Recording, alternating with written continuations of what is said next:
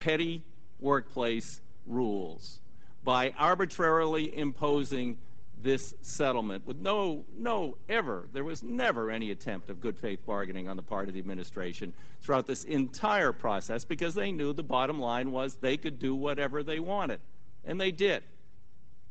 It's just a little bit of a disguised version of what the Reagan administration did to PATCO.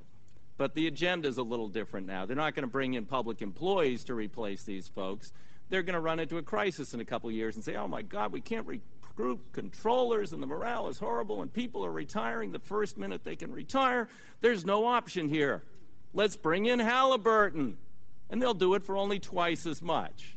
And it won't be as safe, but they'll make money on it. That's what this is all about. And I'm tired of it.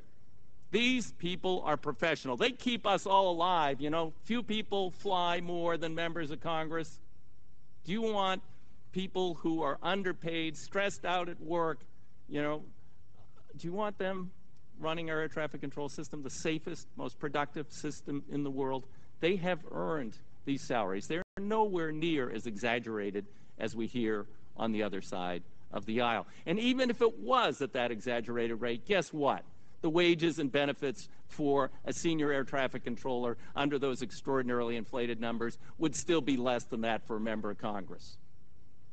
And I think that these people conduct themselves in a way that's more professional in many ways, more important day to day to the American public, certainly more important to the health and safety of many people than members of Congress. So I strongly support this amendment and appreciate the work of the chairman and the others. Thank you.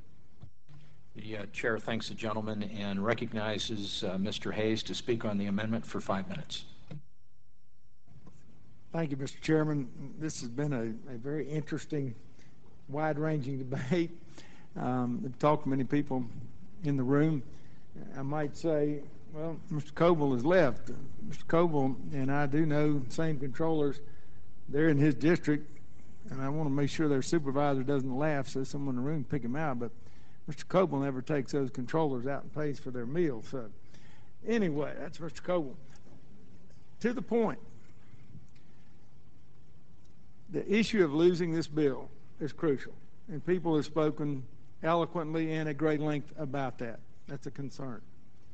As I look at the process, again, having talked to many of you here in the room, both sides, and I want to say that Mr. Costello has been absolutely genuine, conscientious, and constant in talking with me and others every day. The message has been consistent.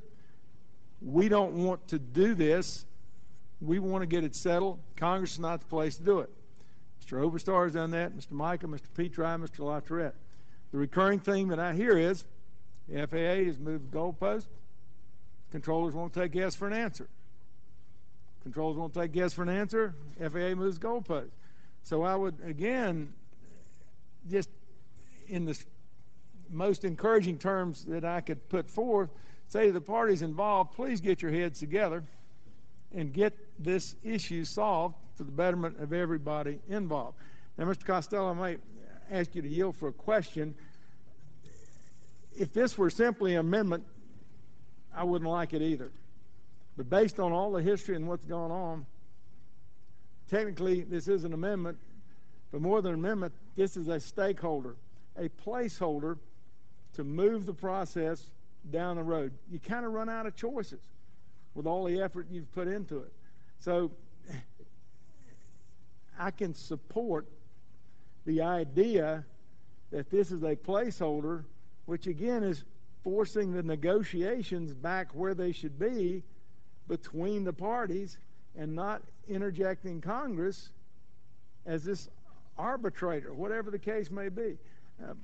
Would the gentleman comment on that as a theory? Is there any truth and accuracy in that? Well, I'd be happy to answer that if the gentleman yields to the chair. Yes, sir. Mr. Hayes, let me say that, as you have said, I have been consistent on this issue since we introduced the bill last year. It's not about, in my judgment, it's not about money. It is all about fairness and the process. If any other group of people were treated like the air traffic controllers were treated, they would think that it was grossly unfair, and it is. What I want and what the purpose of this amendment is to correct what we all recognize is an unfair and flawed process. And for those who believe, as they did in the Senate, that, well, we'll just correct it down the line in 5 years, in my judgment, that's wrong. If we have a problem and we acknowledge that it's an unfair system and a flaw in the system, we ought to have the duty and the responsibility to correct it, not negotiate a contract, not determine the salaries, wages, working conditions. But what we ought to do, in my judgment, is to adopt this amendment to say that the process is unfair, go back to where the FAA walked away from the table and declared an impasse, and send this to an arbitrator to put it in mediation first if they do not reach an agreement in 45 days, and then go into binding arbitration to once and for all have an independent review, not by elected members of Congress, not by the administration, but an independent review of the facts, the figures, and have an independent judgment on this issue. And I believe that if we adopt the amendment before us today, we will send out a loud message to both the FAA, to the air traffic controllers, and to everyone involved that we want the system changed, and we want it changed now. I think it provides a major incentive to the administration if we get a clear and convincing vote out of this committee that they need to come to the table, not move the goalpost, and settle this. And if you'll indulge me just for a few seconds more, earlier someone said that no one has worked harder, I think Mr. Latourette did, than Mr. Mica, Mr. Petri, in trying to bring the administration to the table. We have had ongoing conversations. They have worked very hard to encourage that. We need to send not just the administrator and the secretary a message here. We need to send the administration, OMB, a message that we're serious about correcting this problem. And I appreciate the time that the gentleman yielded to me, and I have to say that the gentleman is out of time, but I will give you 15 seconds to respond. I thank the gentleman for his explanation, and I would think you might even consider that a voice vote would be a stronger message than a recorded vote in this case.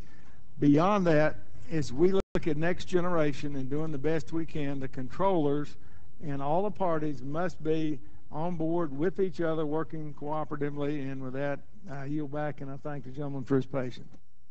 A supplemental response to the gentleman's question, and that is, if the parties come to an agreement between now and the time we go to the floor, go to conference with the Senate, this language is null and void. If they can do that, they can do it. The language comes out. We have a few other members who wish to be recognized, and we have a limited amount of time before we'll have a recorded vote on the House floor, maybe a half hour. So I would like to encourage members to be brief. Ms. Brown. Mr. Chairman, I can just say that I support the amendment and pass.